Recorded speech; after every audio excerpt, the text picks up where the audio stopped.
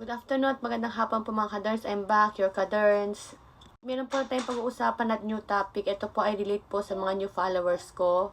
At sa mga ka-open lang ng Facebook at sa mga kaumpisa lang din ng pag-reels. Po kasi mga kaderns, yung iba hindi pa po alam ito. Kaya bibigyan ko lang po kayo ng tips para po alam ninyo na po. Tulong-tulungan lang tayo mga kaderns, lalo pa sa mga baguhan na hindi alam. Kung mayroon tayong kung may makita tayo ng hindi nila alam, pwede natin itong i-content na tulad ng ginagawa natin saka sa mga ibang big creator, ganito rin kasi ang ginagawa. So, ito na sa akin, napakasimple lang po kasi nito na nakita ko na ang dami pong may ganito na nang pumasok ko sa kanilang bahay, hindi ko makita ang comment section like this. Like and share lang po. So, scroll down ko pa rin po sa page ko po nakikita yan eh.